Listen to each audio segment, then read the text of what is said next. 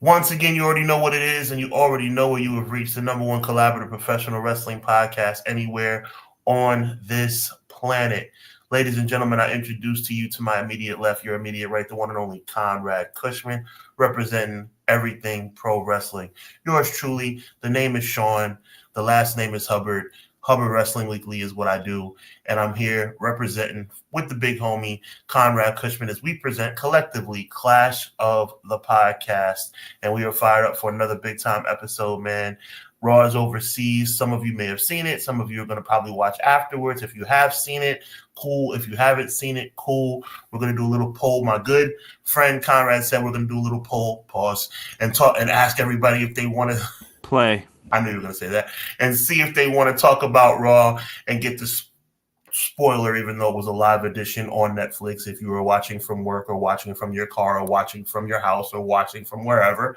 But either way, we're going to talk about up-to-date professional wrestling news, not including Monday Night Raw, unless we decide to at the very end. So with that being said, on behalf of Conrad, I'm Sean. We're ready to rock and roll. There's only one thing left to say, and I'm the one who usually says it. So I'm going to say it right now. Conrad, my brother, drop that thing.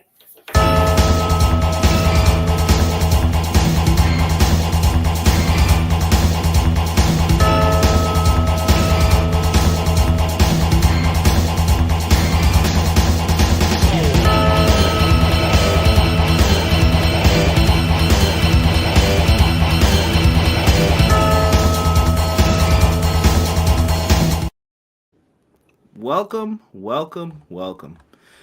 This is episode 133 of Clash of the Podcast. Another lovely edition. Lots to get into. It's going to be light on the AEW talk this week. We went heavy last week. This week's going to be more WWE, I'd say, and then a little bit of TNA. We'll talk a little Sacrifice as well here. Let's get into who's here, man. Clown. 1-3-Z, 4-Tweezy in the building. What up, though? He says, afternoon, everyone. It is really weird watching Raw before work. Facts. Yeah, touche, I agree. Facts. XG Dub in the house was good. X Jizzle, what up, though? MJB in the place to be says, what up, Ooses? I'm curious if Cena is going to change the AA back to the FU and the STFU. I don't know. By the way. I don't think he will. I can't see it. By the way, MJB in the place to be, I want to let you know that we're getting it popping in this dancery. Don't need no hateration, holleration. So just dance for me. She's coming here next week. There you go. Might be going. We'll see. Nice. No, I wasn't originally supposed to go. I love to do a free ticket. Well, listen, sometimes it bees that way. Quills, what's good? Quilly. He says, what up, Conrad, Sean, and chat? Your boy, Sir Quills, is back again to enjoy my two favorite bros, CJ and Hubs, for episode 133 of the best wrestling podcast out today, Clash of the By God Podcast. Hashtag EPW. Yeah. Hashtag you too, bro. HWW. Thank you, Quills. We appreciate that. All love, brother. All love. Ray Thompson in the house. Happy Monday, guys. Hope everyone had a great weekend. Happy birthday. If I get this wrong, Ray, forgive me. Blame my head, not my heart. Happy birthday to your father or father-in-law. Let me know. It's someone's birthday that you know. Happy birthday to him. Yes. Gotta be. I'm going to take that gamble. Quills, we're going to be talking about that too. The Street Profits are finally tag team champs again. So many questions why wasn't in the U.S.? Why did it take so long? And, of course, why couldn't Bianca and Montez be champs at the same time? Because those are amongst other things that are good ideas. And you know what that means. That's a Sean Hubbard special. Yeah, Quilly, listen, me and you are very much on the same page. These questions are very hard to answer from a logical person's standpoint. M. Leezy Fo Sheezy says, hello, good evening, everyone. Hope you had a good weekend. Let's kick the week off right with the two aces of our pro wrestling community. We appreciate you, M. Leezy Fo Sheezy. Matthew, thank you, good sir. Matt reminded me, I put before Raw when I did my stuff, because I'm so used to putting, we'll be live before Raw on Netflix. It's actually after this week and the next couple weeks. So watch me do it for the next few, and then I'll screw up when it returns back. But thank you, Matt, for keeping us lined up. My guy Will Gamble says, Europe was good, everybody. Watching Monday afternoon Raw and then going to catch y'all on the replay. Appreciate it. Guy Will Gamble, I did not forget about you. I saw your message. I have to just find time to talk. That's how bad my life is sometimes, I promise you. Your life is not bad, just busy. Sometimes having no time is bad, but I'll carve out some time for you. That's the one thing I wish I could have. Guy Will Gamble, appreciate you, my guy. Yeah, he's got some ideas for us, Sean. Let's do it. Matt says it was a good week of pro wrestling. We had TNA Sacrifice, MLP, Maple Leaf Pro, AEW, GCW, Hog Wrestling, and I think Indy Hartwell had a good match with Mercedes. That's good for Indy. She needs that. So yes. Yes, absolutely. Deanna. Hello to you too, Deanna. She says, hey, everyone. Appreciate you. Prophet should have had those titles before now, for sure. Yeah. Talk your talk, Deanna. Amen. Yeah, people are saying long overdue. Doug, another Monday, another clash. Con, Sean, chat, teach me. And this is where Sean hits the patented Dougie. He's teaching you how to Dougie. Teaching you how to Dougie. There you go. Hub, time travel back to 1987. How are all of those seat fillers in the Silver Dome? I'll tell you something, Emily. I have used this backdrop before, but I was inspired to do so specifically today because they did a 1987 WrestleMania 3 throwback during Monday Night Raw this evening that had me feeling nostalgic. And they mentioned that Ricky Steamboat and Macho Man Randy Savage are widely considered to be the greatest match in WrestleMania history. And I may not necessarily agree with that, but I definitely do not disagree with that. Does that make any sense? Yes and no. I'm trying to think. I don't think there's a strong. Okay, here we go. There's a strong argument that it may not be the greatest WrestleMania match of all time, but there is a strong argument that it could make it the greatest WrestleMania match of all time. There's TLC 2. There's Hogan and Rock. There's Undertaker Triple H. But Macho and Steamboat have stood the test of time. Yeah. I can rattle off usually my top 5 pretty quick for Mania matches, and I still had for a long time Steamboat and Savage on there. I think it changed how wrestling matches are wrestled, especially like WCW television title matches, quick near falls. Like I wish I could take people back in time and let them listen, especially the young podcasters. Say, I know this is going to make me sound old headish and but whatever. Like, I wish I could take you back so that you could understand why what they did is special and why people talk about it a lot. Versus like you just seeing the clips of it and people are like, oh yeah, I know about that. I'm like, no, you don't understand why this was so special and why this. I watched that match so many times, Sean, on cable specials. If I saw it on, I'm like, oh, Macho Man Ricky Steamboat. Let me check this out again, man. It's a classic match. Go back Can I take 5 minutes to dive into WrestleMania 3? I just less than 5 minutes, 2 minutes. The wrestling fan of today, and I'm going to take my turn to sound like Uncle Hubs. People of today's generation, and you're more than entitled to be your Cena guy and your Roman Reigns guy, all valid and all sustainable in the test of time. You want to talk about storylines? I know I don't like them anymore because of some real life situations that have happened. Hogan and Andre is one of the greatest professional wrestling storylines of all time. And for all the times that I've made fun of WWE, WWE has given us the gift in the network. And with that gift comes old school wrestling challenge episodes. Now, why am I talking about old school wrestling challenge episodes? Maybe not even Conrad knows why I'm bringing up old school wrestling challenge episodes. I'm not just talking about the epic Piper's Pit, 2 or 3 episodes of Piper's Pit that set the stage for WrestleMania 3. I'm talking about 6 weeks before that, where Bobby the Brain Heenan simply said during one instance in commentary, you know, that Hogan's a selfish guy. Andre deserves better, and then going to a commercial. And then the next week, you know something, Gorilla? At the end of the day, Monsoon, Andre deserves better. Andre's the greatest wrestler. I don't know what. And then the wheels start turning. And you start wondering why Bobby the Brain Heenan, a heel manager, is giving props to a babyface Andre the Giant. And then the weeks go by, and the weeks go by, and the weeks go by. It gives me goosebumps just to think about it. So that's where I'm at with it. At the WrestleMania, I will challenge you, Hulk Hogan. He ripped my cross, dude. He ripped my cross. You're bleeding. Sorry, that's my Piper. You're bleeding, Hulk. so while we here in 2025, and believe me, nobody loves the bloodline more than me, talk about how the bloodline has ruled for 4 years. Yeah, but back in the 80s and the 90s, look, Conrad, I don't mind sharing my age. I'm 38 years old, bro. Me and Conrad have the wonderful advantage, Conrad, I would say, of knowing all the generations in our conscious lifetimes. We were babies when the 80s came out. We were teenagers during the 90s. We were college kids during the 2000s, and now we're grown men in the new era. And I just want to throw that out there. Just do your research. That's all I ask.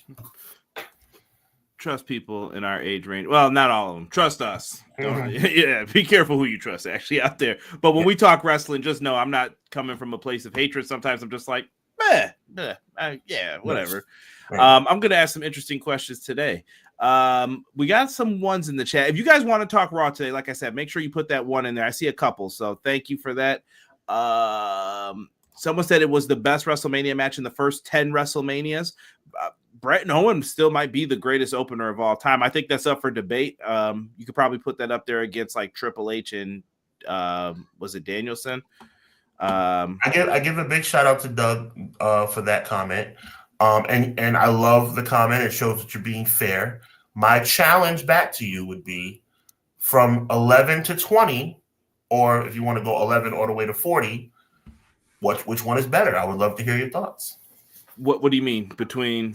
He said it's the best WrestleMania match. Talking about Steamboat and Savage in the first 10 WrestleMania. So I'm challenging Doug because I respect his opinion to tell me, okay, great, I appreciate that. From 11 through 40, give me a match that's better. Interesting. I can think of I can think of a few. Okay. Looks like you got your wish, Kyra. Someone took notice of Fuego del Sol, and he is booked for a loser leaves GCW match for spring break against Atticus Cougar. Yes, that should be fun. Ray Thompson said, "Thank you, guys." It was the father-in-law. Well, you let him know. You let him know he got a shout out on a podcast because of you. Get you in the good graces. Shawn Michaels versus Chris Jericho from 19 is underrated. I see a lot of people say that. I like that one a lot. I don't have it in my top 5, but yeah. Ladder match, Mania 23, AJ and Shane are my favorite openers. I just watched 23 last night, actually. Oh, interesting. Okay. Parts of it. AJ and Shane, I was there live for, so that's different to me. It's different. I've never watched the 2 Manias I went to. I never went back and watched them. You should. I saw myself in the crowd for both. Well, I told Sean one day, I kind of, before we get to WrestleMania 50, I want to be caught up on like all the Manias. I said this for 42. I want to have like a little review or something about all of them, but I don't know how long. Okay, a little behind the scenes, spoiler alert, or behind the scenes, look behind the curtain. I'm big on nostalgia. I like to do reviews. Conrad says I need to chill because it's not really marketable in 2025. Well, they're not going to help you. Let me say that. The company. Because they don't seem to care about that. Well, I won't say they don't care. I feel like they're going to monetize. I think our audience cares. I think they would, but I'm saying the company's not going to help you. I feel like they're moving away from that. Yeah. Which is weird, but I'm going to put some shine on some other places here since I know we're not going to get into too much, but Josh Barnett's Bloodsport 13 is coming up. You might see some different names on there. Layla Hirsch, Natty Neidhart, Yamashita's going to be there. We got Timothy Thatcher, Simon Gotch, Royce Isaacs. The names keep adding up. So Thursday, April 17th, make sure you are checking out this show from Vegas. This will kind of be like your little WrestleMania build up, I guess, going into it. I'm interested to see what Natty does over there. Good for her. Yeah, that might be a sign she's on her way out the door, but I'm just saying. Hey. No, she just resigned. Remember? That was the whole big deal, and then she's not doing much, but gotcha. Maple Leaf Mayhem, that bundle is still up there. They have announced another show for May, so if you guys are interested in Maple Leaf Pro, go and check it out. I had fun with this show as well. It was good to see Bishop Dyer, former Baron Corbin, just to see him get loose a little bit and get out there. I thought Rich Swann performed tremendously. Sheldon Jean, someone who I took a lot of notice of on that card. I had a lot of fun with that. And Sean's favorite, Kushida. If you know, you know. Sean's not a fan of that bubble jacket. And let's get a little quick brain thinker here. This one's for Sean. Chat, feel free to chime in with this. Fantasy booking. Savage and Hogan are injured, and the WWF needs to crown a new champion. Sean, who do you pick? No time to think. You're right in front of the boss, and he's asking you, who do you think? What do you do? Andre, respectfully, is too injured with his bad back. Steamboat is too wishy-washy. Hacksaw is more of a novelty act. Brutus Beefcake, never. I'm going Ravishing Rick Rude. Wow. I saw some people pick Jake. I thought this was very interesting. I think you could even go, if you could get Dusty Rhodes, I think that would also be a well, Dusty Rhodes is not on the list. No. The Hercules is up here, for goodness sakes. You can pick anyone. You can pick Piper if you think. Confusing me and our viewing audience, okay? You put 8 guys up here. I will say it's list only if it's list only. Oh, it's a bunch of crap. You're always trying to swerve somebody. Bro. So listen, the swerve is gone, bro. You can pick whoever you want, bro. Well, I'm going Tank Abbott, bro. No, in that case, no. In that case, I would go Dusty as well. I love that idea. Yeah, Dusty would be my pick. I'm interested. Chat's popping. But no, I know. You know what? No. I cannot. I'm mad at myself. What? I'm mad at myself because I missed the obvious one.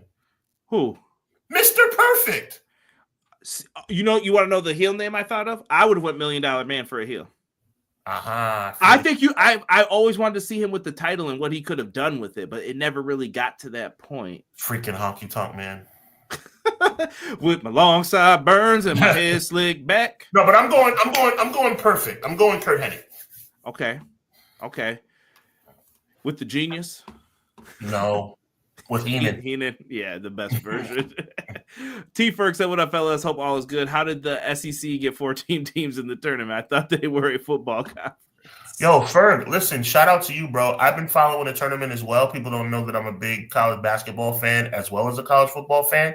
The SEC is turning into a basketball conference again, man. Well, not again, for the first time ever, really. Let's see here. Eddie and Kurt from WrestleMania 20. Oh, that was to your question to Doug. Yeah. The Crees did Bloodsport. They have a good relationship with WWE. Yeah. Matt Lopez said Jake the Snake. Clown said Jake the Snake. BJ says Ravishing Rick Rude.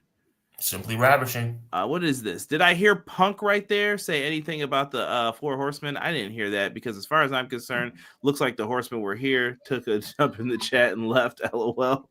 Razor would always be a solid choice depending on how deep we get into it. I hope you are well, my dudes. Appreciate you, Beach. Welcome. Hope you are well as well, BJ. And let's call a spade. And I've mentioned these three guys more times than I can count. And I'm going to mention them forever. You know why? Because they deserve it.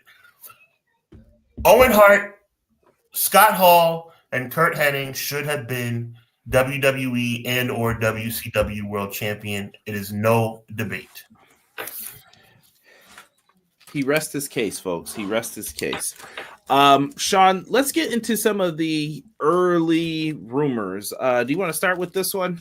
Yeah, sure. Let's do it. Sean Ross Sapp of Fightful.com reports that one source claimed to FightfulSelect.com that Jeff Cobb is already on its WWE internal roster. Look, Jeff Cobb is a very respectable professional wrestling talent, has been for quite some time, has kind of cut his teeth in organizations like New Japan Pro Wrestling, as well as obviously Ring of Honor. It wouldn't be a bad pickup, but again, my confusion / concern about a pickup like this would be, what would you do with him? And I have a pretty solid in chat. Let me know what you think. Conrad, let me know what you think. Samoa Joe comes to mind. What did they do with Joe? So my question is, if they weren't able to do anything with Joe, what would they be able to do with Jeff Cobb? I think Jeff Cobb. See, I think if Triple H was around, Joe would have stayed around. Mm-hmm. I think Jeff Cobb is the guy who would get booked like Joe. I think he's someone you put in NXT. He's 2? Yeah, he's getting up there. But here's the thing. My guy, Derek, I see you, brother. Listen, do you still count NXT as like, okay, Joe's a 2-time NXT champion. Does that mean anything to you? It did back then. Okay. I don't know how I feel now. I'm not as into NXT. I know they just put on a great show. I know everyone's about to probably. No. Let me clarify my statement, because I feel like I'm doing you a disservice, Conrad, by not expressing myself correctly so that you can give an accurate answer. We all liked NXT more back in the day, especially NXT Gold and Black. What my question should be more like, in the annals of time, will an NXT championship reign? That's the better question. In the annals of time, will an NXT championship reign mean anything? Maybe. Okay. Maybe.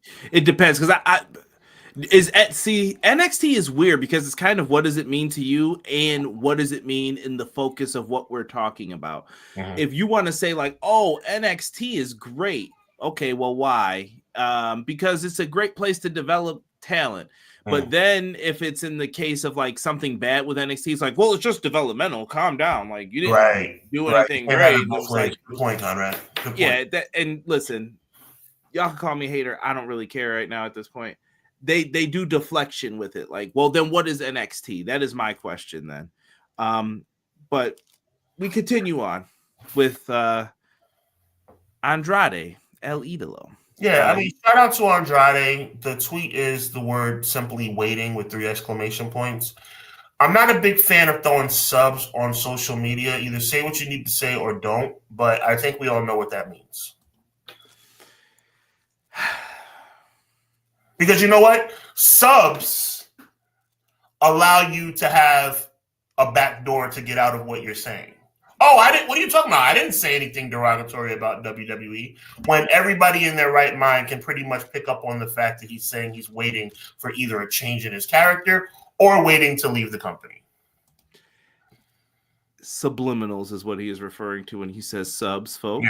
Yes, yeah, I don't know. I don't know. Andrade's so weird. He left, like AEW gave him like the royal treatment on the way out, and then he gets over there and don't forget he's divorced from Charlotte. Well, that was everyone's excuse why he's probably just happy because he's over there. Well, now that's not the case. So now what's the issue? Yeah. Or sometimes this is a good question to ask people too, and I'm not saying this just because it's on WWE side, but is it the talent? Why are you always unhappy? Did I not treat you well? I mean, you can't. Here's the thing. You could play that game back and forth, but eventually you're going to burn a side and they're not going to want to do anything with you. True. Wouldn't he just fill the same role as Bronson Reed? Ooh, could be. I'm a big Femi and Saints fan, but NXT will never matter as much as it once did. Ooh, Ray. If Cobb gets signed, worry about those others they hired. Where's Andrade? Touche. Takeover New Orleans is still a goated show. Absolutely. Agreed, Ray Thompson. I agree. Speaking of hiring and firing, where wasn't Alba Fire released and came back? And Isla Dawn was the one removed. Alba Fire got switched over to this Chelsea Green thing, which I don't understand how you fire a tag team and you're like, you stay and you can't. Like, why? WWE logic. Don't know where that's going. Speaking of tag teams. Yeah. Ray Phoenix, WWE deal is almost complete, and WWE plans to reunite Penta and Phoenix as the Lucha Brothers. What do you think of this, Sean? Because my next thing goes into this too, and I might as well pull it up. Are they being united, or are they teasing Ray Phoenix by himself? Because this aired during SmackDown, and did they show this tonight? I wasn't watching my feed all the time. I did not see this, but that doesn't mean anything because I was doing other things with my family. Look, the bottom line is this, bro. Penta is doing a really good job as a singles guy. To reunite the team would be, in my word, the word I would come up with is lazy. To reunite them, at least right away. They could be associated with each other, but to put them directly into a tag team, I think would be lazy because Penta is doing his thing right now. But it is nice to hear that Ray Phoenix's career, it is nice that Ray Phoenix is going to have an opportunity to have a career resurgence in WWE. Will it be as successful as Penta? Time will tell. For sure. Speaking of four mystery teaser aired during SmackDown. What is this? What is it for? I don't know. The fact that Triple H, I don't know. Maybe Triple H is bringing in a new team. Maybe it's the Wyatt 4 instead of the Wyatt 6. I'm spitballing here. Alistair, maybe return. Oh, there you go. You just answered the question. See, you just answered the question right there. It could be a countdown. If we see 3 on SmackDown, maybe we will. I think SmackDown is the place that's going to need some more of the talent, but I don't know what they're doing. Don't even get me started on this draft stuff. We'll talk more about that. Draft. Yep. #what draft is real. But yeah, I'd like to see something done here. Like I said, they've got a lot of talent. I think, though, Sean, I'm going to make a little early prediction on this. I know everyone's going to be like, yeah, the roster is stacked. It's back. Be careful what you ask for. WWE's on fire right now. Oh, by the way, may I, Conrad, I need 30 seconds of Triple H bashing, okay? I don't want to hear another single. Quilly will fill me on this. I think Derek will fill me on this. I think Guy will gamble. T. Ferg, Ray, everybody will fill me on this. I don't want to hear another soul tell me that Triple H is not a glory hog limelight fiend. This dude has a whole King of Kings promotion going on right now about his Hall of Fame induction. Shout out to M. Leezy, who showed me this on social media. Could Triple H be looking for any more spotlight? For God's sake. And this guy is humble. This guy wants to sit in the back and watch other people shine. Give me a break. Bow down to the king. I mean, how much more? I mean, good Lord. This dude, and I promise you, WrestleMania 41. WrestleMania, welcome to WrestleMania. Time to play the game. Well, he might not come out in the beginning because he's going to have to come out later. saying. You know, when they tried out the Hall of Fame with that same music they've been using since like 05. Yeah. I'm just saying, Triple H, let's stop the crap about Triple H doesn't love the limelight. He lives off of it. I looked at the people for 23 yesterday when they came out, and I was so sad when I just thought about, in hindsight, like where all of them are, and they've all like passed away. It's like watching WrestleMania 7. Like I listened to a review of that this week too, and I was just like, man, I'm so sad. Like every time I just think of them, like all these guys are gone now, man, and they should be here to enjoy like what they did now. The fruits of their labor. It is a shame, yeah. Yeah, Clown said RVD. That was good. Race, I'm excited for Black to return. I wasn't a fan of his run in AEW. I'll be quiet. MJP says, I like the Nexus takeover. It seems like that new Temu bootleg knockoff Shield and NXT may do the same. Yeah, I'm over it. #what brand split. The only draft is in the GM and 2K25. More like trade. There you go. I think Miro should have stayed, though. We're going to talk about Miro, I think, here in a second. Emphasis on the lack of Hall of Fame inductions this year. You could tell me you couldn't find some old WCW and ECW guys to induct. Give me a break. Exactly. Yeah. Exactly. Hunter is patting himself on the back like Barry Horowitz Jr. You did that too well, Sean. I know. Oh, jeez.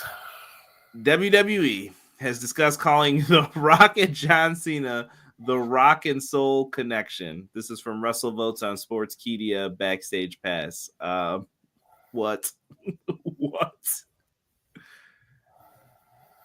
The Rock and Soul Connection. Yeah, I'm gonna say never.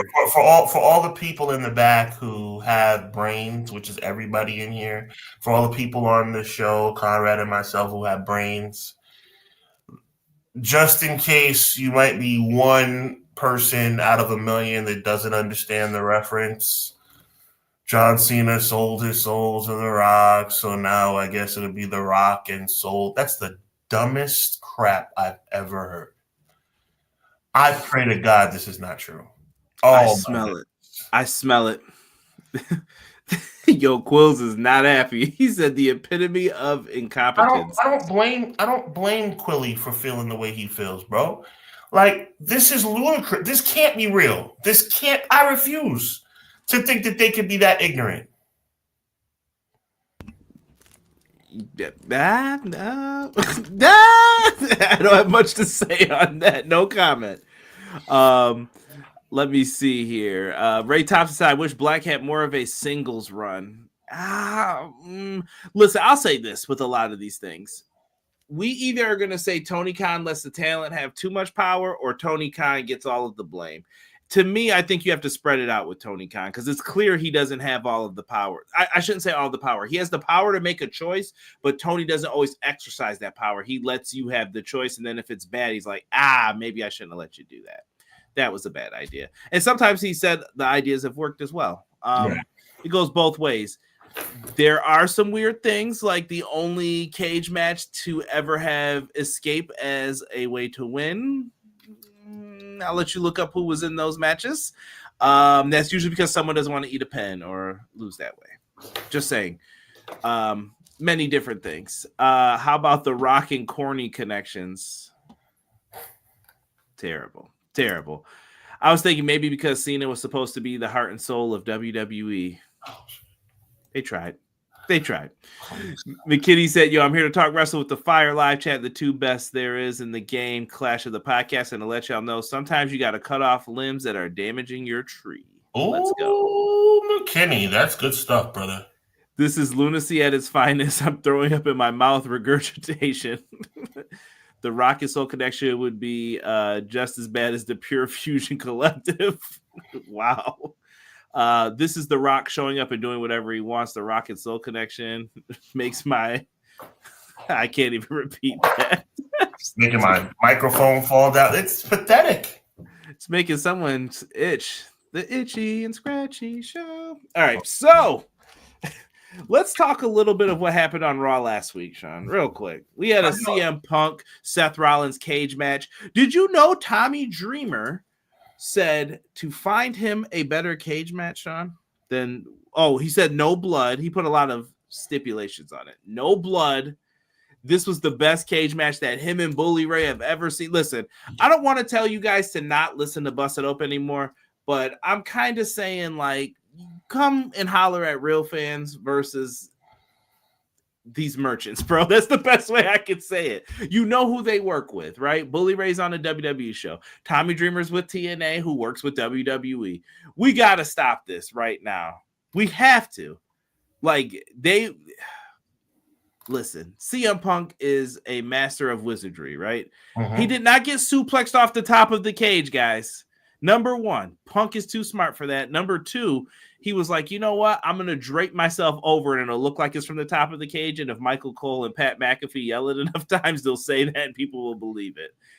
He got suplexed off the top rope, guys. I don't know.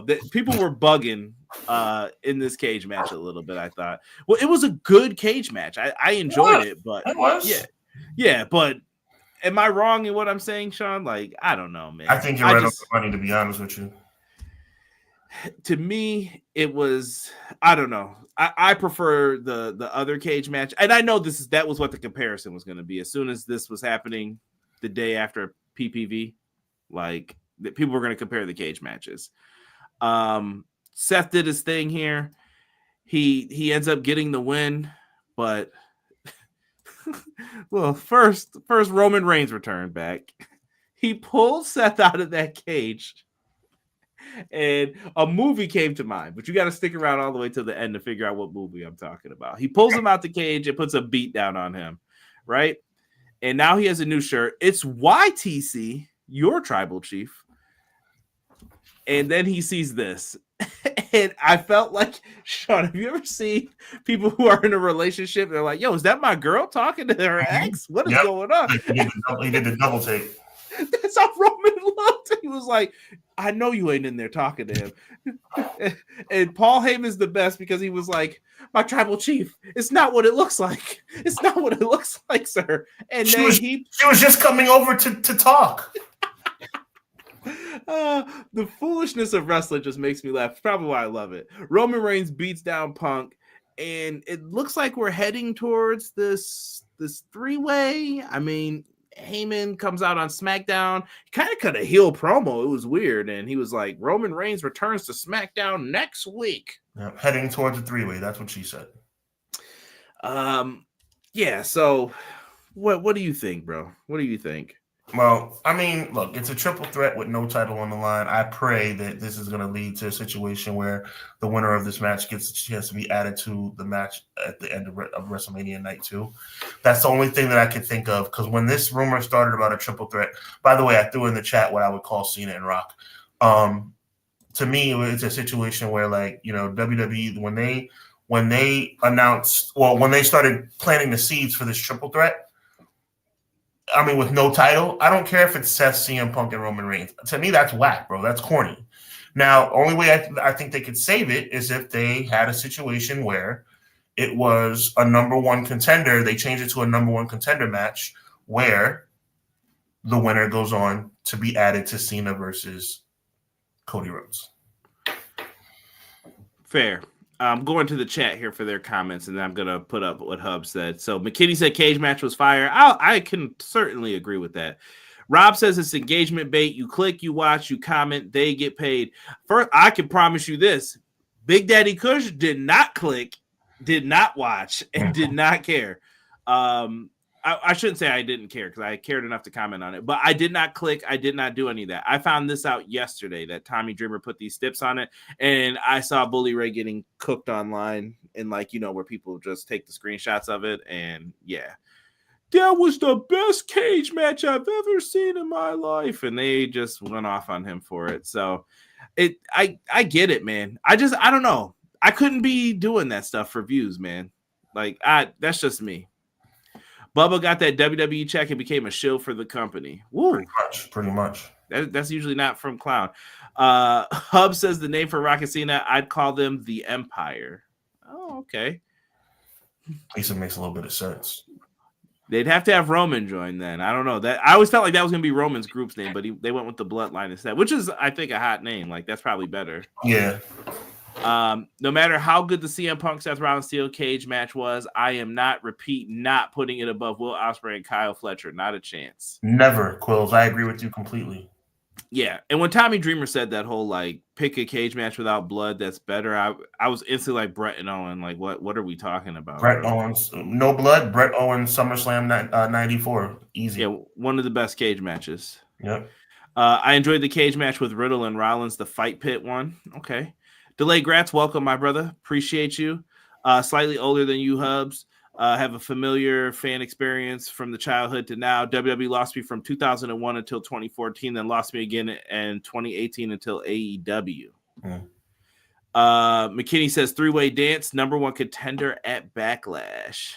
Yeah, I guess, but it's like, I mean, I feel you, McKinney, trying to make some chicken, sell out of chicken, you know what? To me, I mean, oh my goodness, a WrestleMania match, triple threat with no title on the line. I mean, they have to, like, to McKinney's point, they have to add a stipulation. They have to. I think you have to put a number one contendership or something on there. And the rumor is that this might main event one of the nights. And I'm like, well, we know who they're going to take it from. But why would you do that then? Mm-hmm. Like, oh, and this is obviously going to be night one's main event, I assume, at this point now. Yeah, and I want Roman to be free. By the way, this is a big spoiler for many, many months in advance. I want Roman to be free because I want it to be Jey Uso versus Roman Reigns at SummerSlam for the title, for the World Heavyweight title. Face versus face. That was my dream match. I want to see babyface Roman versus babyface Jey Uso for the World Heavyweight title at SummerSlam. Right? McKinney says wrestling is subjective. Like what you like and take what others say with a grain of salt. It's two different cage matches. One's with plunder, others don't enjoy. Yeah, and they both had interference in them. Like it's what it is, you know. Like I think they were both good cage. I think they both were solid. Obviously, people are gonna have preferences. You're gonna prefer one over the other. Not a problem. You know, I just thought it was baiting a little bit to try to get people upset. Someone needs to kick Tommy Dreamer's leg out of his leg. Ospreay, okay, but it was a good cage match. If this triple threat main event's over Jey Uso and Gunther, I don't. This is tough because everyone says Roman's got the juice, but you need something in this. I guess we'll talk Mania card in the upcoming weeks, man. But you're the Jey Uso resident, like, leader of the fan club here, so I have hope, and I'm gonna tell you why. I have hope because of what we saw today in Belgium, Brussels. Thank you, sir. Jey Uso at night instead of Jey Uso during the day, and as we all know, WrestleMania goes from day to night. Those lights that they do in Europe, when they bring out those lights and make it a light show when everybody's yeeting, is like something I've never seen before. It's absolutely electric. So my hope is that Jey, and I know that sounds like a really lame, shout out to M. Leezy for Sheezy. I know that's a really lame reason why I'm having hope that Jey will be last on the show, but that visual is absolutely amazing. Absolutely amazing.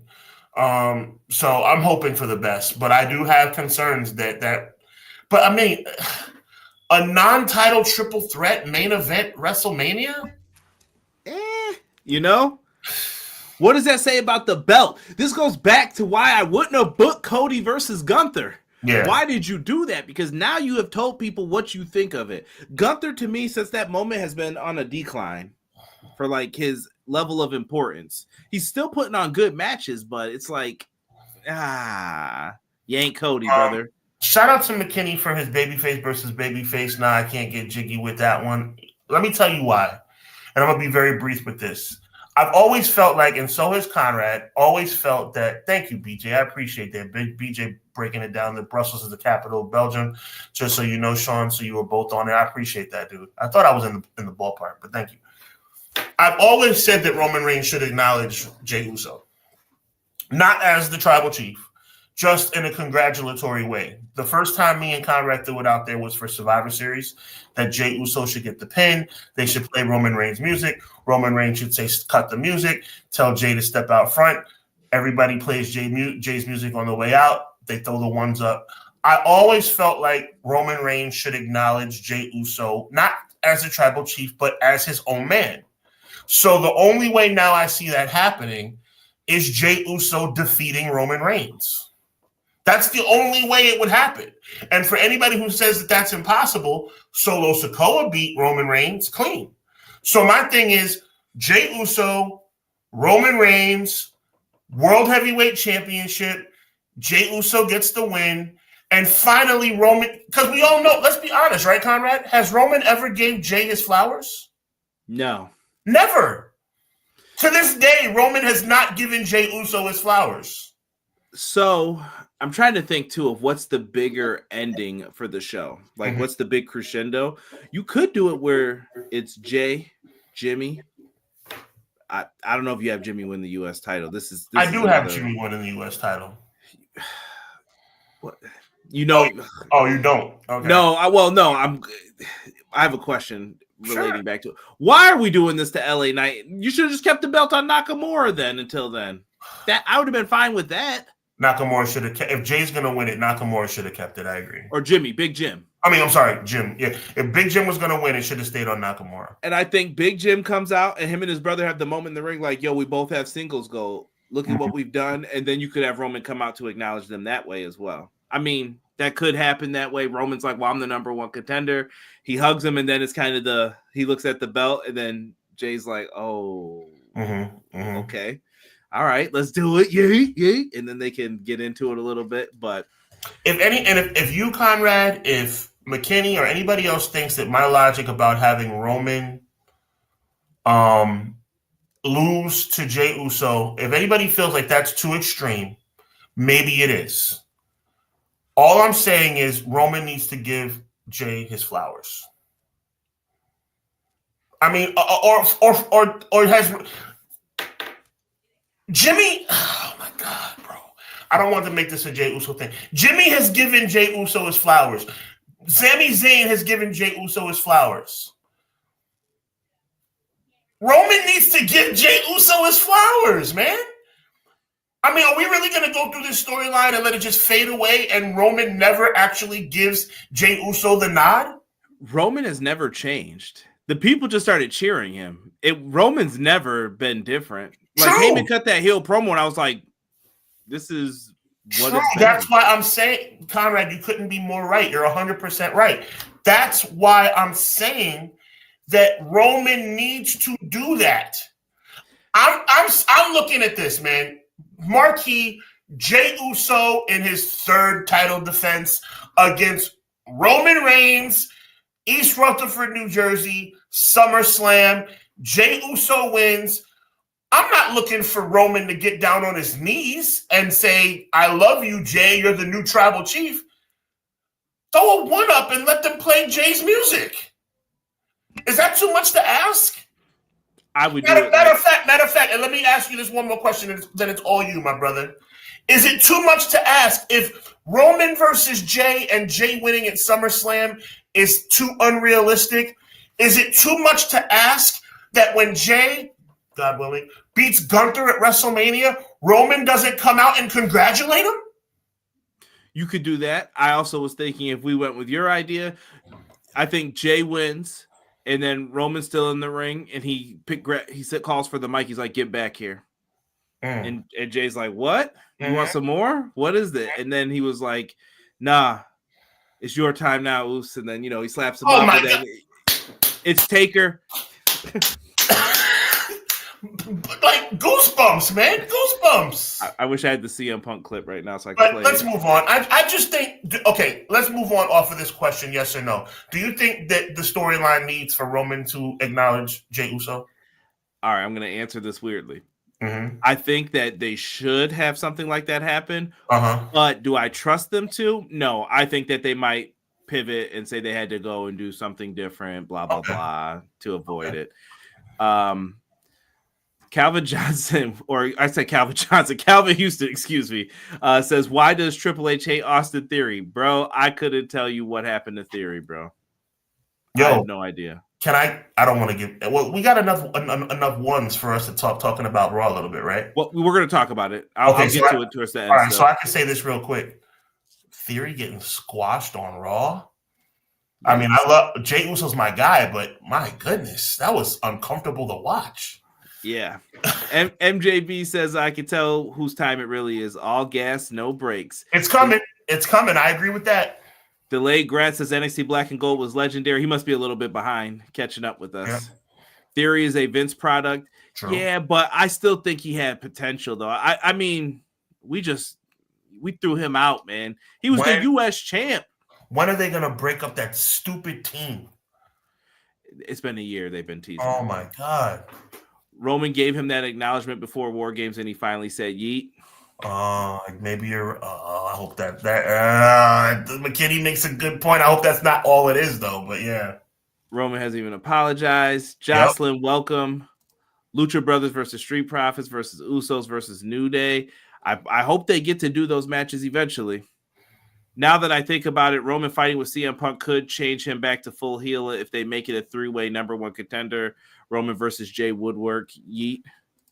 4 is for Aleister Black. Yeah, I can agree with that. A-Town is way, way down. That's a fact. For sure. I don't think Jey Uso has squashed anybody in his entire career until today. I'm sure there's some tag teams we're missing, but yeah. You might be right. Hey, my birthday. Backlash coming Saturday, May 10th. I'm holding on to 38 for dear life, Conrad. Enterprise, St. Louis, Backlash. It's going down, man. It's not WrestleMania Backlash. I like this. Yes. On my birthday, May 10th, 2025, I'll be 39 years old, and Randy Orton will be challenging John Cena for the... Oh, did I say that out loud? Oh, my God. Spoilers. Spoilers. Street Profits became the tag team champions. This is going to sound mean. It's about time. It's about time. Yes, sir, indeed. DIY, like... This is an example of not striking when the iron was hot with DIY. I think that you should have brought them up together, done the tag team. I think this would have worked so much better like in 2018, 2020.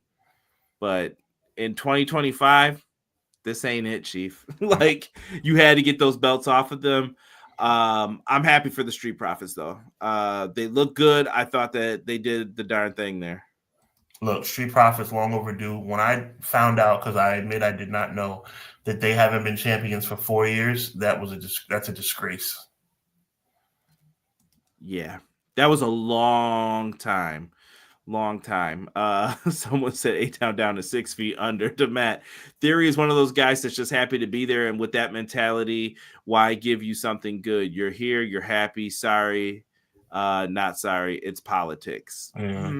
It's still hard to feel bad though during a regime change though, McKinney. Like, that sucks. Like, to be thinking at one day you were the next guy, and you could see that's what the plan was. Like, he's the next guy, and then it turned into, well, yeah, nah, not right now. Yo, Austin Theory is the reason why we worry about Money in the Bank to this day. Mm-hmm. We worry about Money in the Bank being cashed in on the Intercontinental and the United States title because of Austin Theory. That's how much Triple H said, you're not my guy anymore.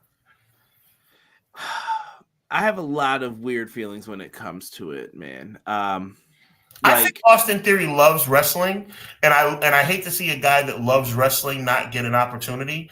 But it's like you got to admit he was kind of forced down our throats with the era that came before this. Not his fault though. Yeah. It was, the eye of the beholder. Mm-hmm. He was getting that push. Who's gonna say no to that? Especially if you're on the come up. Like, he basically makes it you need him to rise up. But also, and I know we're talking about the same thing. He gets added, because I remember that to this day. He gets added to the Money in the Bank without even qualifying on the night of the match. Preferential treatment. I think they were trying to get him over as the heel, but yeah.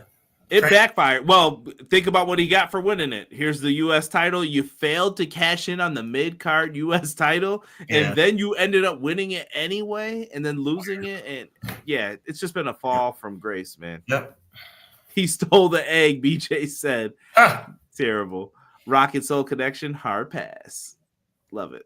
Love it, guys. Anything else you want to add about the Street Profits?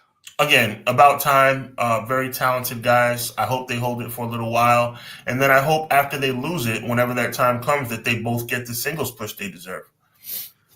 We bring back because I believe it was 2 years ago. I believe Montez Ford was in the Elimination Chamber. You know what I'm going to do? I'm going to move this up here.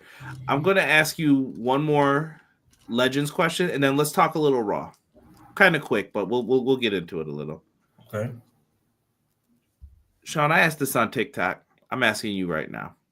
What's an underrated WrestleMania for you? Chat, same question. Underrated. So not like, oh, everyone thinks 17 is great. I don't want to hear that one unless you feel a certain way about it.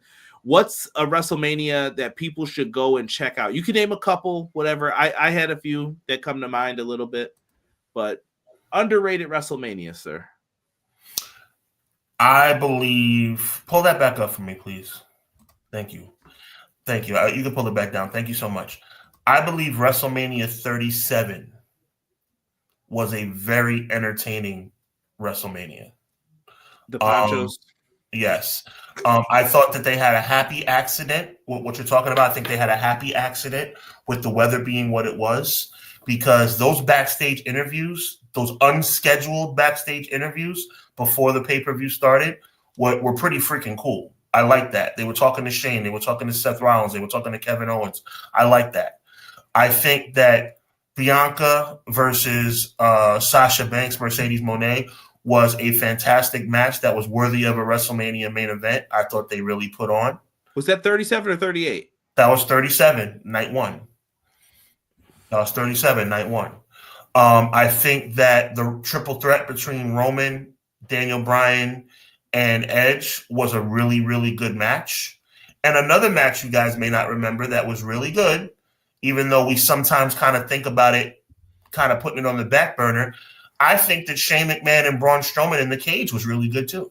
So underrated WrestleMania, I would go WrestleMania 37. That's a good one. I went even further back. I think WrestleMania 14 is really good. I think people don't appreciate that one enough. There are nothing but great matches up and down the card. Even Taka Michinoku versus Aguilera, like super fly match. You had Owen Hart and Triple H in what was it, the opener or second match? No, they were third. They were third. The LOD match was opened up the show. Was that okay? I couldn't remember if that was pre-show or not. With the LOD. By the way, they use that graphic every time for the Royal Rumble, and I always go, "Why? Yeah. Why that's not a Royal Rumble?" LOD Battle Royal opened up the show. Nakamura successfully defending light heavyweight was second, and Triple H Owen Hart was third. Taka. Oh, what said Nakamura? You said Nakamura. Oh, excuse me. Taka Michinoku was second, and Triple H versus Owen was third. I don't know if Nakamura was cutting his teeth yet doing wrestling yet. Exactly, yeah. BJ said, I want the Rocket Cena to hit that chocolate smooth tracksuit combo and call themselves Cocoa Pebbles. Oh, yeah, 36 doesn't get acknowledged. You know what? I have fond memories of 36, even though it was kind of weird watching it. But I just remember chilling with Derek, and we watched it together, and we were like eating chicken fingers that my mom had made us. I was like, man, I feel like I'm a kid again. It's right here on the screen, so I'm giving it away. But ladies and gentlemen, what was the match that we did not know at the time, but it turned out to be the reason why literally Jey Uso's in the main event of WrestleMania 41? What match took place? I'm giving you a hint. You just had it on the screen 2 seconds ago, and you moved to the next comment. What match is the reason that Jey Uso is in the main event of WrestleMania 41? Goldberg and Braun Strowman. No, I thought you're a historian. What do you mean? That's the night that Jimmy got hurt. No, but I'm also saying if Roman doesn't leave and has to, I've thought about it. I want to turn. No. Give me what you were gonna say. Yeah. So if Roman was supposed to be in that match, right? It was Roman and Goldberg was going to be the match, and instead he was like, "Nah, I think I want to turn heel." When he came back, he was like, it gave him leverage while he was gone. He was like, "This isn't working." If he would have went out there for that match with Goldberg, it'd have been no different than Taker and all the stuff they had done in the lead up to it. Okay. So it's both. Question. I love what you just did there, Conrad. I didn't even think of that. What is the bigger reason that right now Jey Uso is challenging for the world title at WrestleMania? Jimmy getting hurt or Roman pulling out of the Goldberg match? I think equal. All right. I think it's a happy accident for him. Like, it just worked. I love it. Let me see here. 37 and 26. 26 is a good one too. I enjoyed 26. 26 is pretty freaking awesome. Like, isn't that Taker HBK too? Yeah. Yeah, man, that's a good pick by FBZ. But we're talking the whole show though, too. I mean, the legacy. People crap on things that they shouldn't crap on. The legacy match was good. Brett and the former owner was good as far as storyline.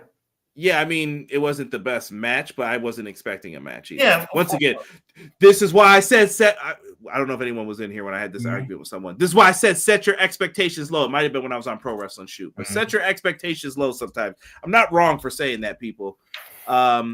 Jocelyn, hold on here. She said, I have Mercedes versus Bianca recorded on my phone. And Sean, you were right too. 38 was Austin and Kevin Owens. I don't know. I always mix that match up with 37. Don't worry about it. All right, let me ask you a question, Conrad. Are you human? Absolutely. Then you are entitled to have one slip up in the last 2.5 years, my brother. Never again. Never again. So Mercedes and Sasha versus Bianca recorded on my phone. Yes, I cried. I love that match. I thought that match felt more like this is what women's wrestling deserves. That's the first time, unless I'm mistaken, Conrad, I need you on this one. That's the first time I remember the hair whip. It happened before because someone had a battle royal up from WrestleMania. Was there a battle royal for 37? There was. Or no, but the one you're 35. About was 35. Yes. I think she whipped Becky Lynch in that one too. Oh, really? And then got eliminated. Yeah. Okay. The triple threat ladder match. I think BJ was BJ. Correct me if I'm wrong. I think you were questioning if it was the match that sent Jimmy getting hurt, and I think that's the correct answer. Yeah. Speaking of that, someone put maybe WrestleMania 2000. I wouldn't put WrestleMania 2000 on there. I actually feel like this WrestleMania is turning into that a little bit. Like everything's a multi-person. Oh, look at my boy Quilly bringing up WrestleMania 26. He brought back to my remembrance Triple H versus Sheamus. Yeah, I had just said that right before. Yeah, I don't know if you peeped it, but yeah. Nice. I like 19 and 25. 19, some people have as an all-time classic. 25 is we know why we're there. 25 got ruined by the main event. But it does have one of my favorite it's probably my favorite WrestleMania match of all time. Well, HBK Taker #1 is one of the greatest matches of all time. But Triple H and Randy Orton was one of the biggest disappointments of all time. Yes. And I told Rob, I remember we were watching it, and I just said, I remember watching that match, and I could feel like WrestleMania 24 and 25, like in between that time, is when I felt my love for wrestling coming back. Because I told him I didn't order any WrestleManias after 18. So this is the longest stretch. I didn't order 19, 20, 21, 22, 23. So that's 5 years I didn't order WrestleMania. Wow. Like I would just catch up with it whenever. And once I had some money in my pocket, that I'm like, I think I could afford to do this. Let's order this. And I remember that match. WrestleMania Night 1 was so darn good. If you could add fans to 2020, Drew beating Brock would have blew off the roof. I agree, McKinney.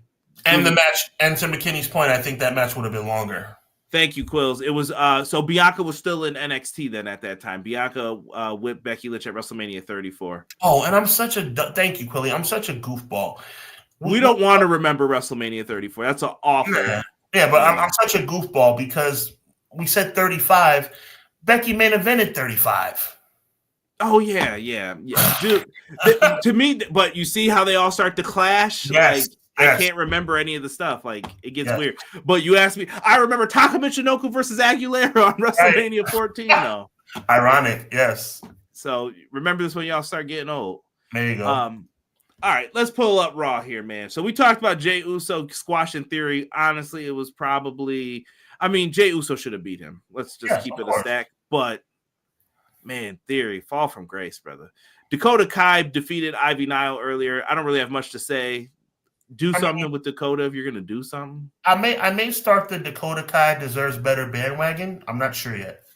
I like Ivy Nile too, though. Like you gotta do something with them. But I get it. You gotta have matches in the Intercontinental division and figure out what you're gonna do. I'll save the top one for last. Let's go with the opener and then we'll go with the main event. No holds barred, man. Penta versus Ludwig Kaiser. Is it okay, Sean? I'm getting into some AEW a little bit. Sorry, guys. Why are people going crazy for this? I asked myself this. Where were these people when Lucha Underground, Impact Wrestling, where were you guys where Penta was around then? Right. And if you know now, okay, I get it. You didn't know maybe better. You didn't know he was there. That's fine. Right. Now you do. Wouldn't you want to go and see then let me see who else I can figure out who's going to come in the future? Makes sense. He was in AEW. He was putting on bangers over there too. I thought of it. And I'm going to say the same thing about Cody when I talk about him tonight. I just thought that too when I was watching. I'm just like, where were all of you before this? Right. He's so beloved. And I'm like, I just don't get it. But Penta, man, he made a bold claim after this. Looking for that Shawn Michaels, Bret Hart, Macho Man strap. I like it. I just don't know if I'm ready for it right now. I know that sounds really messed up. I'm looking for Sami Zayn to be in that mix if he's healthy. I'm looking for I'm looking for Sheamus to possibly get over the hump. I don't know if I want to see Penta because I'm thinking WrestleMania. Is it wrong for me to be thinking about WrestleMania? It's WrestleMania season, so is the challenge for WrestleMania or? You could go multiple ways with Penta. If Penta challenges before, then I think we're getting Penta and Ray versus the New Day, and I think New Day should just keep taking out LWO members till we get to that point because, like I said, Rey Mysterio looks terrible when he has a group and then he's like, "I'm going to team with someone else." Mm-hmm. I don't know, man. That's tough to me. Is Penta about to become the Do you really want to like do this to Braun Breaker again too? I'm like, it's kind of like the LA Knight thing. Like he just kind of got his momentum going here again. But I think Braun Breaker is different. I think if Braun Breaker loses the strap, I think you might as well just start counting it down until he's world heavyweight champion. I think if he loses it, we need to move forward from it then and just let this brother like, all right, you're going to be the upper. Look, we all know that Jey Uso winning the title for that month was the Jey Uso appreciation. I can't deny him anymore title, right? 28 days. Outside of that 28 days, Braun Breaker's been champion for 8 months. Has it been that long? SummerSlam. No? Was it? Yeah. Hold on here. I'm pulling up the lineage. You keep talking. Yeah, SummerSlam 2024, the night that Liv and Dom got together and all that stuff. He won the title that night. So we're talking about August, September, October, November, December, January, February, March. That's 8 months minus the 28 days that Jey Uso had it. Am I right? Hold on here. If I get another pop-up ad on this site, I'm going to lose my mind. Uh-oh. No, they just keep popping up. Okay. Geez, SummerSlam 2024. No, I'm looking. Where is the Intercontinental title? Oh, it's because they have the new one up. Man, my eyes are like, what? All right. We just don't have stuff in order anymore, do we? All right. Let's see here. 2020 to present. Let's look. Just look for just go to the SummerSlam card, bro. October. Man. No. Go to the SummerSlam card, bro. No, it's right here. So Jey Uso won it September 23rd. Yeah, but that's what I'm saying. You got to exclude that 28 days. My point was he's been champion outside of that 28 days. 51 before that. So he's at 146 right now. No, listen, you're not listening to me. SummerSlam. Since SummerSlam. He beat Sami Zayn. And then there was a little blip where he lost it to Jay and he got it right back. That's what I'm trying to tell you. Man, I don't know. We're attitude era kids. A month ain't a blip. Oh, a month's not a blip? Okay. That's a shut up, Rock. What's a blip? That's 20. We all know what that title reign was about. That was just to give Jey Uso a little bit of a flower because the fans were killing everybody for it. What you said is not wrong, though. It's more time than I thought. Yeah, man. To think, too. Just before that Gunther title reign, the last champ was Ricochet before that. Crazy. Oh, Ricochet, that's who he lost. Even Jeff Hardy and them aren't that far removed. Big E and Apollo Crews, they're kind of like recent. That's who Gunther beat Ricochet. Yeah, just wild. And I still say to this day, I'm not going to get religious on you, but if WrestleMania is 2 nights, why did Gunther have to lose it on the first night? My God, I'm still angry about the chat. Am I the only one who feels that way? We all know the number. I'm not going to repeat it. All they had to do was have him go the next day. It would have been 667. See, Triple H is a bad man. You can't tell me Triple H didn't realize what day it was. That and he was probably like, yeah, this is perfect. Peace. I won't forget this number. Yeah, but let's move on, bro. McKinney said, come on, Conrad. Everyone doesn't watch everything, and you have to admit WWE's presentation of Penta is better than we've ever seen. I'm not going to say that. WWE got the kids wrapped up. To me, I prefer Lucha Underground Penta. If you're talking what was the best solo push Penta ever got, he was the star of that promotion. He was the guy. I will say this, though. If he wins the Intercontinental Championship within the first 6 months of being in the company, then that's pretty significant. Good for him. Good for him. But nobody will ever have a bigger push than Carlito, Caribbean Cool. McKinney's got to feel me too, though. But I don't like when people act like other stuff doesn't exist either. Don't act like New Japan doesn't exist and Okada's not good enough because they don't sell this many tickets. Well, it's a different world over there, brother. Mm-hmm. They present wrestling different.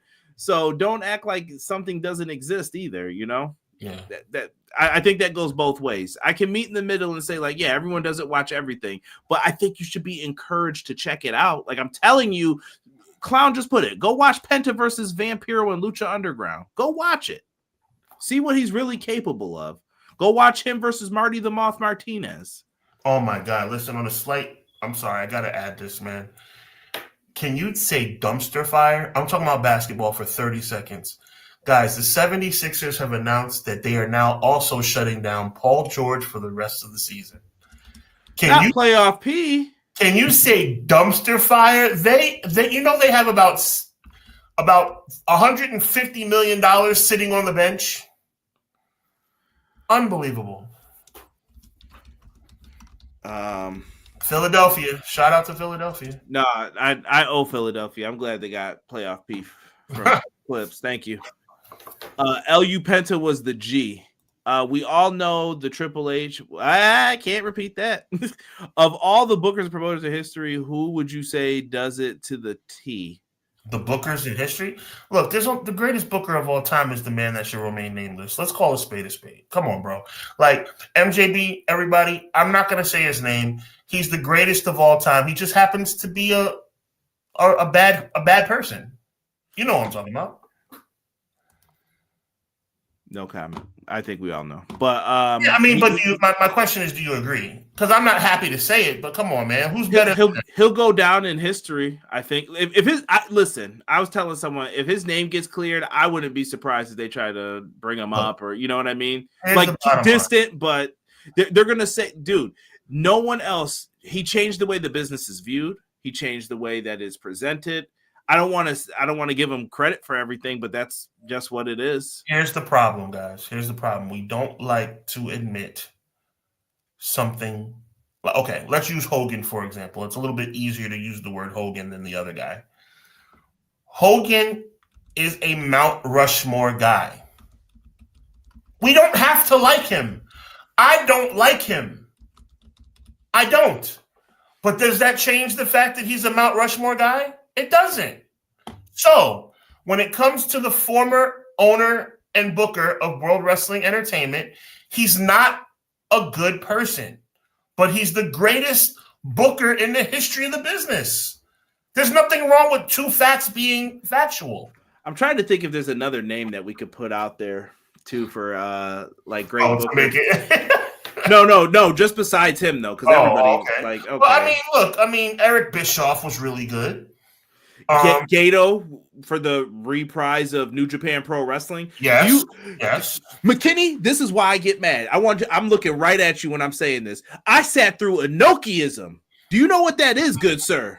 I watched that on YouTube back then. So don't tell me about bad pro wrestling. I was there, and this is why sometimes I'll preach New Japan Pro Wrestling is good. And do you know why I love New Japan Pro Wrestling? Because of WCW. Brian Pillman introduced me to Jushin Thunder Liger, and I was watching Sting against Great Muta. And when I saw all of those things happen, I was like, what is New Japan Pro Wrestling? I should look that up. And for years, even as a kid, I always thought about it. And then I was like, there's this new thing called YouTube. I wonder if they have New Japan clips on here. I haven't seen that in years. I started looking them up, and then I saw new stuff, and then I watched really bad Inokiism wrestling, and then we got someone named Kazuchika Okada, and then we got Shinsuke Nakamura, Naito, and I had seen these guys before. Really dope, man. So Gato did turn around there. I think Vern Gagne has to get a shout out. Shout out to T. Ferg. He brought up Paul Heyman. Paul Heyman. Another guy who I wouldn't be surprised if people wanted to strangle in the history of wrestling, though, because he didn't pay you your money. Right. But yeah. I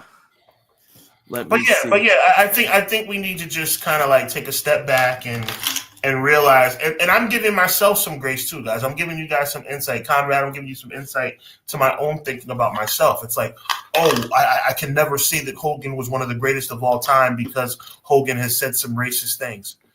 Yes, I can. I don't like the kind of person that he is. I don't respect him, but he's still one of the greatest of all time. And when it comes to the other guy who used to run WWE, he's not a good person, but he's still the greatest booker of all time. Yeah. Triple H, black and gold, deserves credit. Like I said, we'd be here all day if we want to talk about who was good. Paul Bosch in Texas. You could get really deep into this. Maybe that'll be another subject for another time. But yeah, really good question. I think who asked that? MJB? I don't remember now who. Yeah, but I'll tell you, and I got to give Clown. I don't think you could read the comment. I got to give Clown a big thumbs up for his most recent comment. Hogan was great. Terry, yeah. Terry Bollea, yeah. Yep.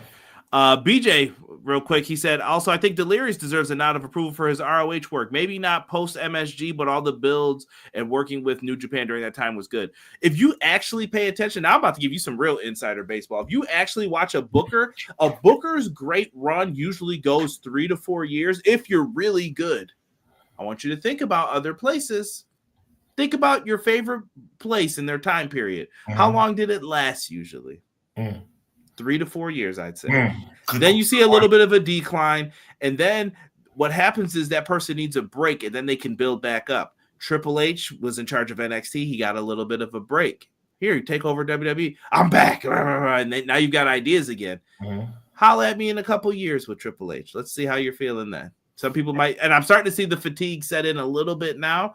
It was the same thing with Bill Watts in WCW. It was the same thing with Bill Watts running his promotions. Vince McMahon in the 80s, that's probably the longest stretch. He had like a good five-year stretch there from 85 to, when would you say the downfall began, Sean? 91, 2? It was the tail end of 90. Yeah, the downfall began there, but then he found a way to dust himself off again in 97. He found a way to do it, and off to the races. Eric Bischoff's run, how long did it last? 3 years. 3 years. What did I say about AEW? I said 3 or 4 years. Yeah. Yep. 2019. Some people enjoyed till 22, maybe. Mm-hmm. 22. You started hearing the rumbles about 22, 23. Mm-hmm. Then people want to go somewhere else. You'll see. Listen, I brought up all those people for a reason before. You're going to start hearing the rumblings of, like I said, if you're a top guy, you're good. If you're Braun Breaker, you're good. Right. What about Theory? What about Ludwig Kaiser? Ivy Nile? How long do you before these guys get? It looks like Ludwig Kaiser's getting a thumbs up.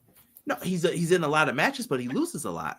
Yeah, true. Eventually, you got to say, well, when do I get my day to shine, you know? T. Ferg, great point, kid. Shout out to T. Ferg. He said, how was that directed at me, sir? You punished yourself watching that just as I did with WWE in 93, 94. What I'm saying is I don't give up on things. I'm trying to tell people to watch other things. Go watch Penta in Lucha Underground. It's a treat. McKinney, if you like Penta, I guarantee you will enjoy Lucha Underground. And then I hope you see what I see, and then you'll be like, this stuff is child's play compared to what he was doing over there. He was the guy. He was like Roman Reigns of Lucha Underground. There you go. That's what I'm trying to tell you guys. ROH's booking 2014 to 2019 was so good. Yep, Deep South Pro Wrestling. 2012 to 2019 was a good run for ROH. Yeah, they had their up and down moments because they lose a lot of talent too, so you're forced to change a lot. See, that's the problem. That's the problem. Good point. Shout out to T. Ferg. Dusty Rhodes, fantastic. But to M. Leezy's point that Conrad just touched on, some of these promotions, ECW comes to mind, Ring of Honor comes to mind. Once they start cooking, the guys leave. Mm-hmm. That's the problem. You know who had a really good way of doing it? Memphis. Jerry the King Lawler would book for 6 months, and then Jerry Jarrett would book for 6 months because King wanted to. I think he was like a fan of the Cleveland Browns. He would go to the games, and he was like, I need some time off. You take the book. And it allowed them both to stay fresh. Fresh ideas constantly coming in. The Balor Breaker match better be the best match I see all year, the way they were hyping it up on Raw. Spoiler about to come in on that. Finn Balor's back. So, yeah, we could leave it with that. I think we're going to end up getting something with Dominic. And someone said he made an overture towards adding a new member to Judgment Day. Yes, he did. So here we go. We're going to give our wonderful audience an opportunity to we don't want you guys to leave, But here comes the Monday Night Raw.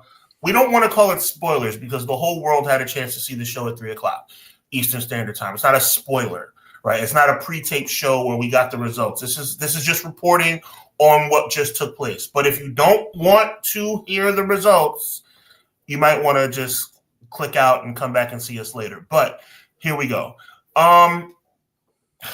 Finn Balor was approached by Dominic, and the word on the curb was that he was saying that he wanted to bring in Penta as the newest member of Judgment Day.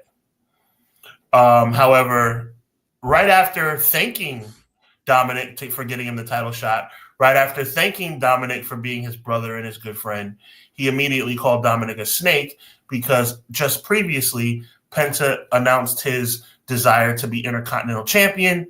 And obviously, we know that Finn Balor was walking into an Intercontinental Championship match against Braun Breaker. The plot thickens. Judgment Day's fall from grace is something else. Amazing. Absolutely amazing in a bad way.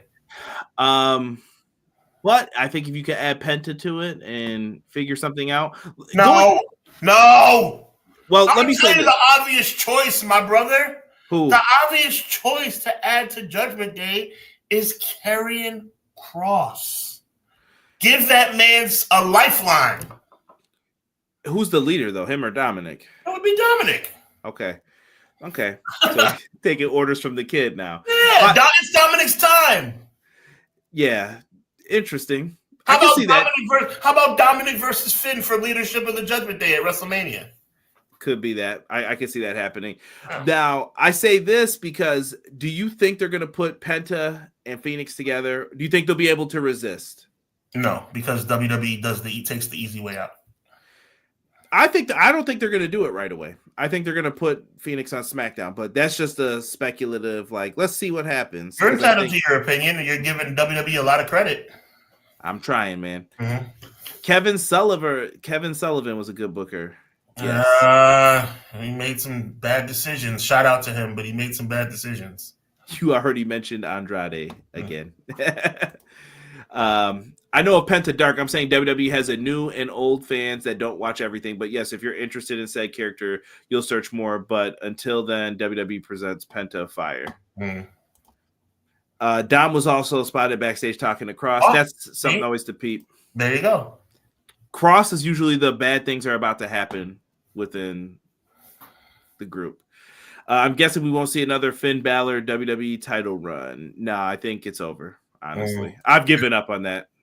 It's a shame. We'll never know what that first Universal title reign would have been. However, hopefully, see, the problem is not just him never being world champion again. The problem is him not being booked properly again. I mean, why can't Finn Balor be Intercontinental Champion? Answer me that. He was. So yeah, maybe they can get him back to that point. And I guess let's talk this main event segment here, where it was John Cena. People were wondering, is he going to have a new theme, Sean? Is he going to come out there and be different? He came out with jorts on and a new shirt, and people bought it still. And they just chanted John Cena sucks. So we're back to where we were, kind of. And there was a lot of cussing in this from the fans and everything else. And Cody came out and talked. If someone beat me up like that, I'm throwing hands. But Cody came out and talked to John Cena and called him a whiny bee and all that. What did you think of the segment? I think that when I look and listen at John Cena, first of all, I was disappointed to hear there was no new music and disappointed to see that the wardrobe was the same. But when that man got on that microphone and started talking, I have only one thing to say about John Cena's promo.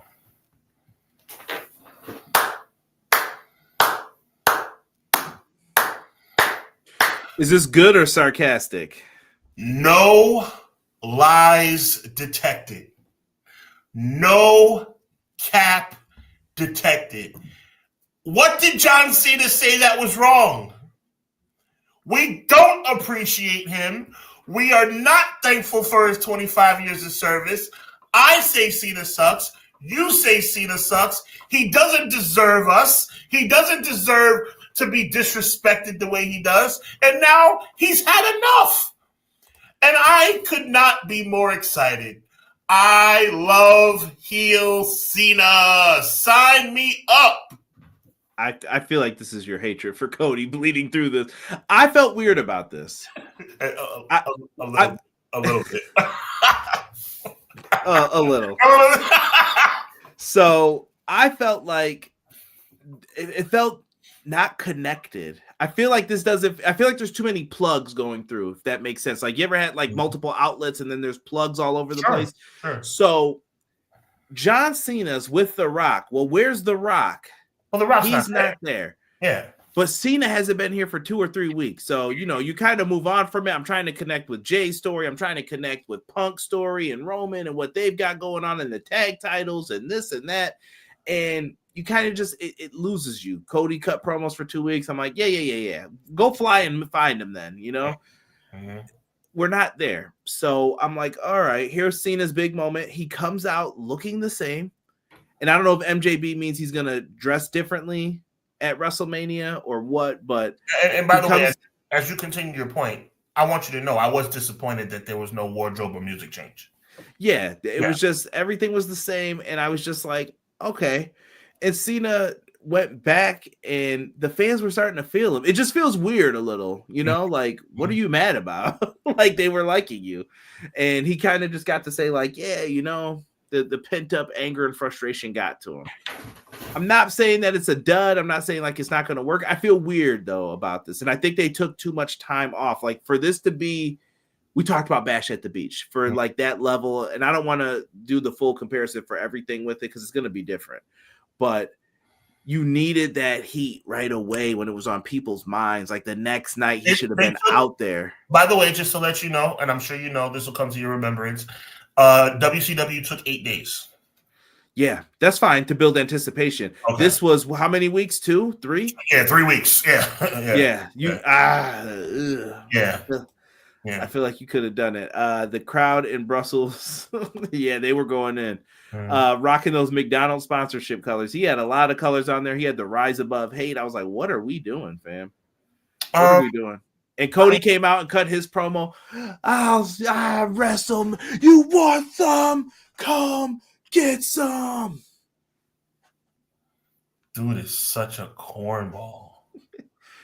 He's a likable cornball. Oh, he's corny, bro. I like Cody too. I've never disliked Cody, but that brother needs to tweak his character, man. Do you think he would have benefited more if he would have took Rock up on it? Yes! Because Cena was the second option. Yes, even if turn heel, please. It's too late now. Yeah. Unless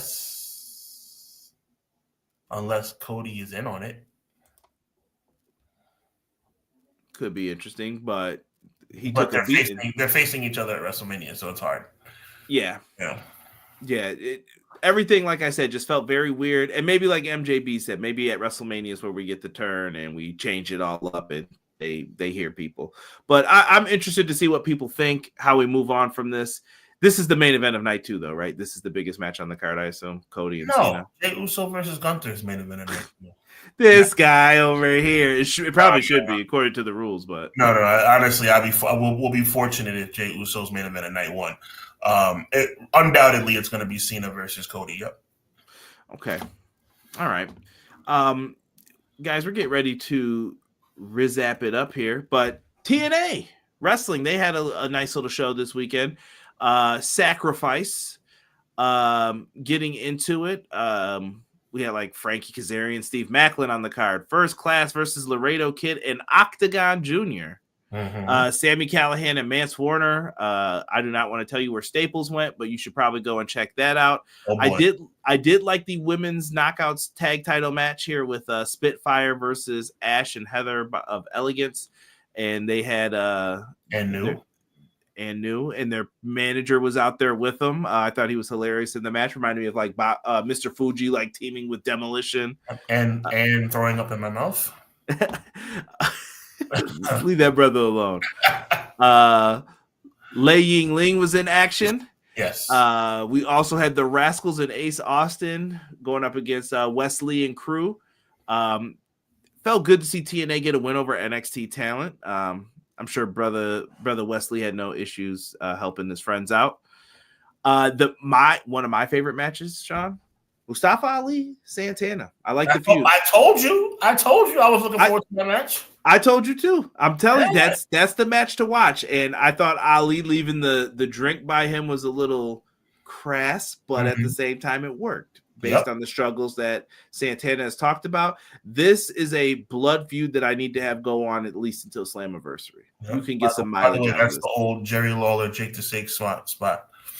Oh yeah, or Jericho and Punk. Yep, Jericho and Punk as well. Yep. Yeah. Let me see here. We have Musa Jeff Hardy in a ladder match. Brutal. The right man won. Yes. Masha Slamovich versus Cora Jade. I thought this was going to be a little bit more competitive. Masha just did her thing. Yeah, I mean, Masha's got to be next on the NXT hit list. Got to be. Show dominance. Cora Jade kind of disappointing if you look at it from a Cora Jade fan standpoint. Yeah. And then we had that cage match with Leon Slater, Nick Nemeth, Elias, Joe Hendry, Matt Hardy taking on the Colognes and the System. Was there anyone else different on that team? Was it all the System guys? Yeah. Yeah, it was the System and the Colognes, yeah. Yeah, we know what happened. The System and the Colognes got whooped on. The babyface celebrate, and then it happened. He's here to show the world. My brother. By the way, there's an update on his loss, so I'm not talking about it. My brother.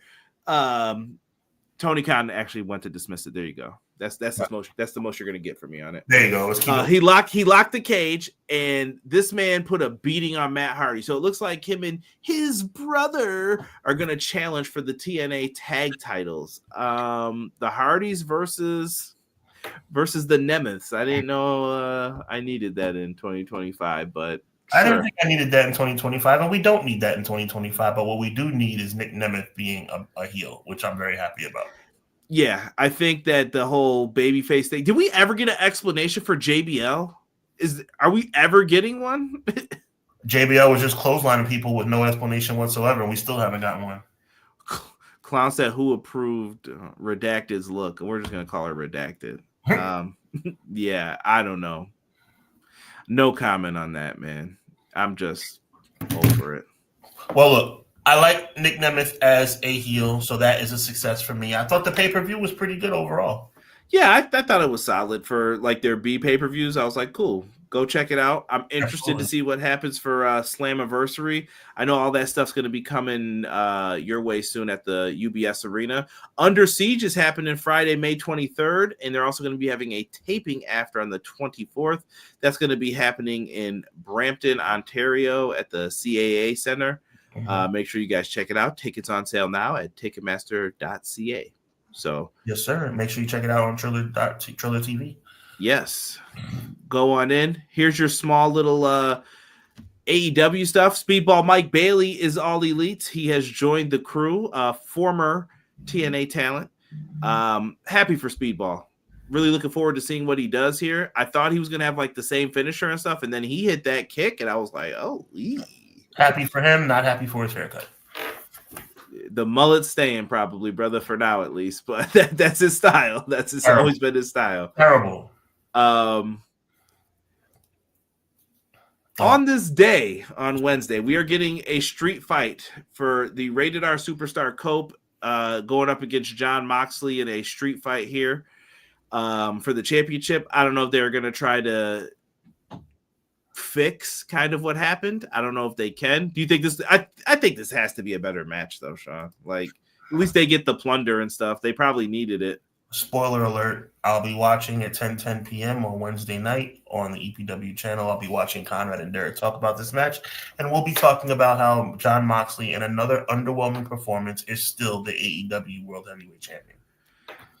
I feel like people would say it about Cope too, though. I'm being fair because let me say this. I've been hearing a lot of Mercedes Hogan and Cope Hogan. I'm kind of tired of hearing, like, that seems to be the new... That's ridiculous. No, I don't. Oh, no, bro, they don't want to take pins. They don't want to lose. Oh, okay. And I'm just like, come on, man. Come on. When you were talking about Hogan before. I was gonna say, "Oh, my neck, brother, you got me, got me, Taker. You gripped me too hard, man." On that tombstone. When I think about 10 seconds, when I think about that story, how ridiculous that is. That tombstone, he had him up near his waistline, trying to make sure he was protecting him. Give me a break. He said Shane told him, he's like, he didn't touch, right? It's ridiculous. I thought Ryan Nemeth was blackballed. Yeah, right. T-Ferg, yes, no comment. Further than that, I was acclimated, never broke up yet. Or the Acclaimed. I wish the Acclaimed never broke up yet. I like Max Caster. I really could see him and Cena doing something, but oh well. I don't know if Max Caster, me and Derek were speculating. I don't know if he's being punished or if this is leading to him and Bowens having the big matchup eventually. Eventually, one of the challenges down the pike. Yep. I hope the story is just JBL went on a bender and changed things. Terrible. Trent, welcome. Trent Hatchett. He says TNA needs to put the knockout tag team titles on Lash Legend and Jakara Jackson. Could be happening. I like that. We haven't seen any titles really change hands too much. WrestleMania went off on Twitter on TNA. Correct me if I'm mistaken. I don't remember that. Okay, this street fight I feel will be better. It's Mox versus Cope with weapons. But once again, you have to go in knowing like, okay, Mox is going to win and this is going to further whatever Cope's doing next anyway. So fine. Dude, no matter the gimmick, this match is still going to absolutely suck. I couldn't agree more. Listen, we know what the end game is though, right? It's Swerve. Well, that's the only thing. That's the light at the end of the by God tunnel, Swerve Strickland. I think that they need to, if they don't have it in the cards, they need to consider doing a title switch though, because I think Jesus Christ, yeah, no, but he's got the Midas poop touch right now. Like anything Moxley touches is just not good. And I'm like, I don't think there's anything he could do to save himself. Like after he loses, send him away for a little bit. Like go take a vacation. M. Leezy says, save us, Swerve, and I could not agree more. I agree with him 100%. At this point, it's like Swerve needs to win to save us from this atrocity of a storyline. Speaking of Hogan, where's Kiera Hogan? I thought she might have been injured. I can't say that for sure, T-Ferg. Mm-hmm. People may not like Max Caster, but he's on TV every week more than others. Yeah, that's true. Yeah, I wouldn't. Usually, Tony doesn't punish people by giving them TV time. If Megan Bain doesn't answer Max's open challenge once, it would be a waste. Don't do that. Don't do that. I don't think they would. But that's all that I had for tonight's episode. Yes, just want to say that it's been a pleasure and it continues to be a pleasure. I can now say officially, because even last week was kind of like a little bit of a tinge, I am back to 100% full strength. It was a really rough road, man. Full disclaimer, guys, please take care of yourselves. I did not have COVID. I got tested for COVID and the flu, and I tested positive for flu A 3 weeks ago or 4 weeks ago. And then 2 weeks ago, I tested for flu B.